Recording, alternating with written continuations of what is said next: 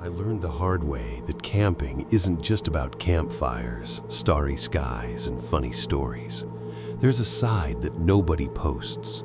The side where you realize, too late, that the woods aren't empty, and that some people specifically seek out empty places to do things they wouldn't do anywhere else. And before you think this is going to become an internet legend, let me tell you, the 3 stories I'm about to tell really happened. They're not about monsters with glowing eyes in the dark. They're about something much easier to find and much harder to understand. The first time I felt real fear in the woods, I didn't see anything. I only heard. And I think that's the worst part, when your mind is forced to fill the void with possibilities. I always liked camping, but in a controlled way. Going with friends, choosing a familiar place, staying close to busy trails, setting up camp early, sleeping early, and waking up with the sun, that kind of thing. That weekend, the idea was different. A friend of mine, Leo, insisted that we needed to disappear for a bit, to get away from the noise of the city. He had found a place through a cousin, a wooded area near a river where you could set up a tent without anyone bothering you. According to him, it was perfect for disconnecting. I went along with it. It was me, Leo, and Tiago, who was the most experienced of the 3 of us. Tiago was the kind of person who knew how to tie knots, start a fire with a wet lighter, and look at the sky and tell if it was going to rain. Having him there gave a sense of security that I now know was just an illusion. We left early, got on the road, stopped at a small roadside market to buy bread, meat, charcoal, and ice, and then turned onto a dirt road that seemed to disappear into nothing. You know how cell signal drops from 2 bars to 1 and then vanishes completely? That is exactly what happened. With every kilometer, the idea that we could just turn back if something went wrong became less believable. The road was narrow, full of holes, and passed through sections where the forest closed in so tightly it felt like a green tunnel. When we finally parked the car, the place was beautiful. That is what still bothers me. It really was beautiful. A simple clearing near a calm river, clean water, relatively flat ground. There were old fire marks and stacked branches, the kind of place that makes you think it has been used many times before. Tiago commented that at least it was not a completely untouched place, that there were signs people had been there before. At the time, that sounded good. Today, remembering that sentence still gives me a chill. We set up the tents in the late afternoon. 2 tents, one for Tiago, who liked sleeping alone and waking up early, and one for me and Leo. We made a fire, cooked meat, drank a little, told stories, and laughed. The river made a constant, almost hypnotic sound, and the forest just felt like forest, until the river became the only sound. Everything else went quiet. It wasn't like in a movie where the night suddenly becomes silent. It was stranger than that. I realized there were no crickets, no frogs, no night birds. Even the wind that moved the leaves seemed to fade. And when you notice that, you start hearing things that were hidden before. You hear your clothes brushing together. You hear the fire crackling. You hear your own blood in your ears. I did not say anything. I tried to ignore it, but Leo commented, half laughing, that it felt way too quiet. Tiago replied like he had heard it 1,000 times. He said it was normal, and that sometimes animals just stop making noise. We slowly let the fire die as the cold set in, and went into our tents. I remember putting my phone in my pocket out of habit and feeling a strange sense of relief when I saw there was no signal, like now it was real wilderness. I wish I had kept the phone out. I wish I had kept the light ready. But I went to sleep like someone who trusted the place. It took a while for me to fall asleep because Leo's inflatable mattress made noise every time he moved, and because I kept listening to the river. Eventually, I slept. I woke up to a sound that made no sense. It sounded like someone walking slowly over dry leaves, but with a deliberate rhythm. Step, pause, step, pause. It was not an animal running. It was not random movement. The problem is, in the forest, sound can trick you. A step far away can feel right next to your head. That is exactly how it felt, like someone was only a couple of meters from the tent. I froze. Then I heard another step, this time on the other side. Then another farther back. Then the sound began to move around us, like someone was circling the tent. I didn't want to wake Leo by making noise, but I whispered his name and told him to wake up. He murmured, still half asleep, asking what was wrong. I couldn't answer, because just as I was about to say there was someone outside, the sound stopped. Absolute silence. I waited for it to return, and it did. This time it felt closer, slower, more aware. I whispered again that there was someone outside.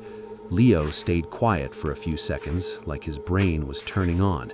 Then I felt him move slowly, trying to make no noise. We stayed there, both of us holding our breath, like even breathing could give us away. The sound made another full circle. I can't explain how you know it's a circle. You just know.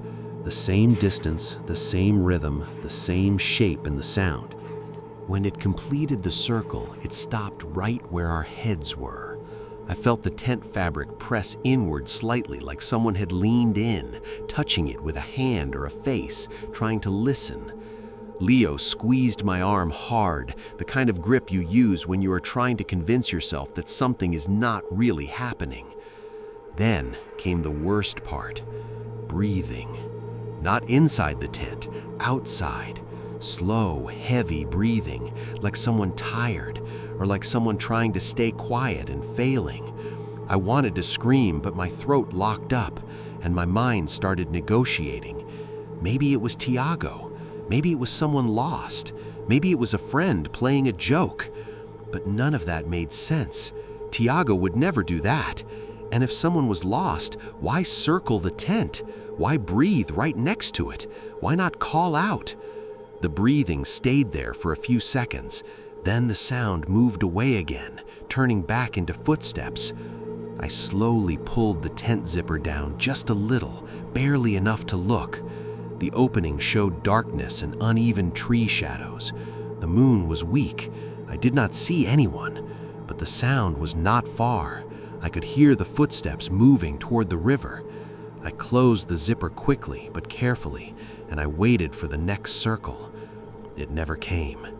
Leo whispered that maybe we should call Tiago. I thought about saying yes, but I did not want to open the tent and step outside. I did not want to make noise, and I did not want to discover that someone was still nearby, waiting for us to come out. I whispered that if we yelled, Tiago would come, but maybe that was exactly what the person outside wanted. The sentence sounded absurd as I said it, but in that silence, it made perfect sense. We stayed still for a length of time I cannot measure. It could have been 10 minutes. It could have been an hour. At some point, I heard Tiago speaking quietly from outside, asking if we were awake. I almost cried with relief. I answered that I was. Tiago whispered not to come out, just to respond. He asked if we had heard it too. My stomach dropped, because that question confirmed it was not in my head. I whispered, asking what he meant. He said footsteps, circling. He said he had heard it. Leo asked if he had seen anyone. Tiago stayed silent for a moment, which was terrifying. Tiago was not someone who hesitated. When he finally spoke, it was barely above a breath. He said he had seen a lantern far away, and then it had turned off. The word lantern is funny. In the city, it is just light. In the woods, it means presence. It means intention. And if someone turns off a lantern when they realize you noticed it, they are not looking for help. Tiago told us to pack quietly. Dawn was coming soon. We would leave early. We did not sleep again. I stared at the ceiling of the tent like I could see through it. My mind filled with images. A man standing outside listening to us breathe. Someone crouched, waiting. Someone with a knife. Someone with a rope. When morning came, we packed quickly, and that was when I noticed the detail that made my hands go cold. Around our tent, in the damp ground, there were footprints. They were not boots, not sneakers, not sandals. They were bare feet, human footprints, barefoot, circling the tent. And it was not just one circle, there were two, like the person had circled, stopped, and circled again. Leo went pale. Tiago did not speak for a while. He just looked and started packing faster. I asked why someone would be barefoot. Tiago answered with something I have never forgotten. He said it was so they wouldn't make noise. We left without breakfast, without looking at the river, without taking photos. In the car, no one spoke for about 20 minutes. It was that heavy silence where saying anything would make it feel too real. Later, when we were already far away, Leo asked if it could have been a thief. Tiago answered that thieves do not circle tents. Thieves take things and leave. Whoever that was had been measuring us. I remember looking out the window, watching the forest rush by, and feeling like I had left a place I was never supposed to enter. For a while, I thought that was my final warning, that the worst had already happened. But the second story taught me that the worst thing is not when someone circles your tent. The worst thing is when someone tries to convince you to open the zipper. After that episode, I became the kind of person who says no to wild camping. I got picky. I started preferring organized camping, places with people, with security, with a car nearby. And I was sure of one thing. If there's movement, if there are families, if there's noise, nothing happens. I was wrong.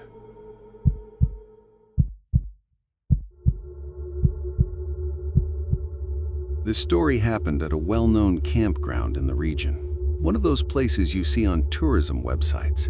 Grassy areas, clean bathrooms, hot showers, an entrance gate, rules posted everywhere. There were people everywhere. Kids running around, dogs barking, soft music coming from some tents, people grilling food. I went with my girlfriend at the time, Bia, and another couple of friends. It was supposed to be a calm weekend. We arrived on Saturday morning, chose a spot near a large tree, set up the tents, laid out a tarp, and did everything properly. The atmosphere was good. The sense of safety was so strong that in the afternoon I even left my backpack open inside the tent while we went swimming in the river. When night fell, the campground looked nice. Dim lights, people talking, small campfires. It was the kind of place where you believe nothing bad can happen because there are too many people around. But even with people, there is a moment when the night changes. Around 11, the noise starts to fade. The kids disappear, older people go to sleep, and a very specific type of person stays awake. I had already had a few beers and felt relaxed. Bia went to lie down early, and I stayed a little longer talking with the other couple.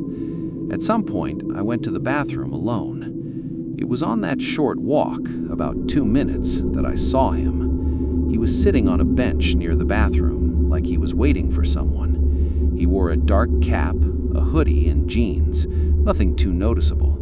What stood out was his behavior. He was not on his phone. He was not moving things around. He did not look like he was resting. He was just sitting there, completely still. When I passed him, he lifted his head and looked at me with a kind of attention I do not like to remember. It was not curiosity, it was evaluation. I did what people usually do. I ignored him. I went into the bathroom, did what I needed to do, and came back out. He was still there, but now he was standing. He took a step toward me, slowly, like he didn't want to scare me. He said in a low and calm voice that we had dropped something. He held out his hand, showing a small object. In the dim light, it looked like a lighter. My first instinct was to say it wasn't mine and keep walking, but the word dropped has a psychological effect. It pulls you in. It makes you wonder.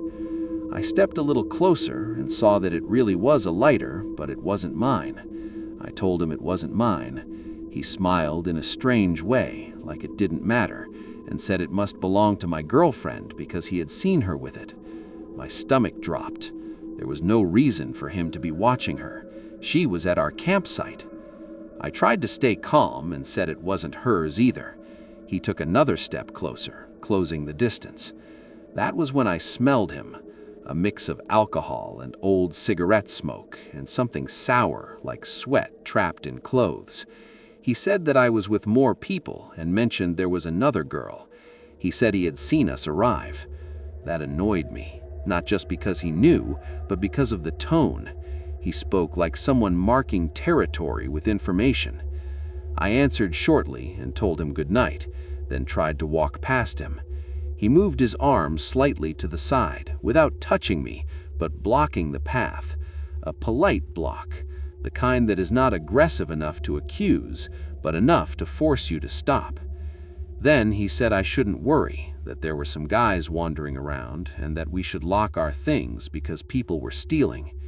The words could sound helpful, but the way he said it felt like he was testing my reaction, like he wanted me to feel uneasy, or like he wanted me to leave the campsite. I looked around. There were other people, but it was late and most were going to sleep. The light was low, and in that corner near the bathroom, it was easy to feel invisible. I thanked him and said I would let the others know. I walked away quickly. I didn't run because running is admitting fear, but my heart was pounding. When I got back to the campsite, I told everyone what happened. The other couple laughed and said I was being paranoid. Bia opened one eye, half asleep, and asked if it was just some annoying drunk. I tried to explain that he did not seem like an annoying drunk. He seemed like someone looking for an excuse to start a conversation. We decided to just secure our things and go to sleep. That was when the night really started. Later, I woke up to the sound of a zipper. Not our zipper, a zipper outside on the other couple's tent. I held my breath and listened. The campground had normal sounds, a distant laugh, a dog barking once and stopping, leaves moving, but that sound was specific, a zipper being opened slowly. I nudged Bia and told her to wake up.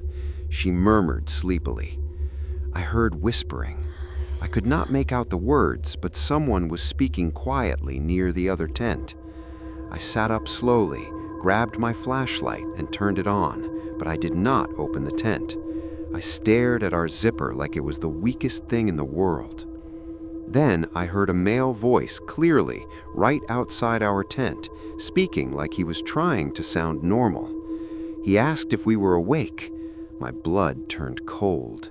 The voice was not Leo's or Tiago's. They were not there. It was the voice of the man from the bathroom. I recognized it immediately. He spoke again and said he needed help. He said his friend had been hurt near the river and that it would be quick.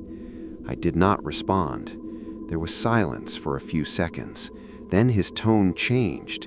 It became more intimate, lower. He said he had seen me go to the bathroom and that he knew I was awake. I felt Bia's hand gripping my arm, shaking. I did not want to open the tent. I did not want to speak. I wanted him to leave, but he did not. He moved closer. I could see his shadow through the fabric, a dark shape standing very close. Then he said the sentence I still remember word for word. He said that if I did not open the tent, he would open it himself. He did not shout. He said it like a promise. Bia covered her mouth to keep from making a sound. I tried to think quickly. The campground had people. It had an entrance gate. It had security. But all of that felt far away. In that moment, between the fabric and the dark, it felt like it was just me and him. I did the only thing I could. I yelled for him to get away and called for security. The effect was immediate. I heard people moving in other tents, voices waking up, someone asking what was happening. The campground went from sleepy to chaotic. The shadow disappeared. When I opened the zipper and pointed my flashlight outside, I did not see him, only trees and people stepping out of their tents. The other couple came out too, shaken, saying they had heard someone messing with their zipper. We went to the reception and called security. They walked around but said they did not find anyone. This is the detail that made me feel anger and shame at the same time. The guard asked if I could describe the man. When I did, he became serious and said that man was not a guest. They had problems with him before. He would sneak in when the entrance was distracted.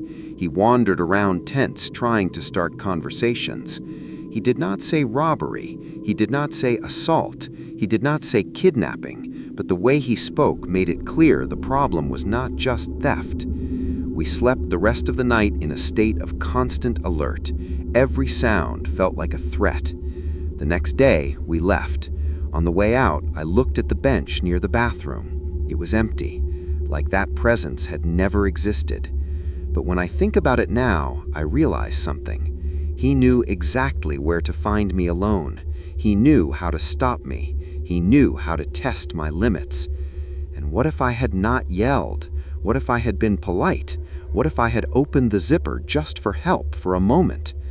I do not like ending this story with what could have happened, but that is the nature of real horror. It is the possibility. Because of that possibility, for a long time, I promised myself I would never sleep in a tent again. But, as always, time passes, life calms down, fear turns into memory, and you start thinking maybe you overreacted. That's how I accepted the invitation for the third camping trip, and that's how I lived the strangest night of all.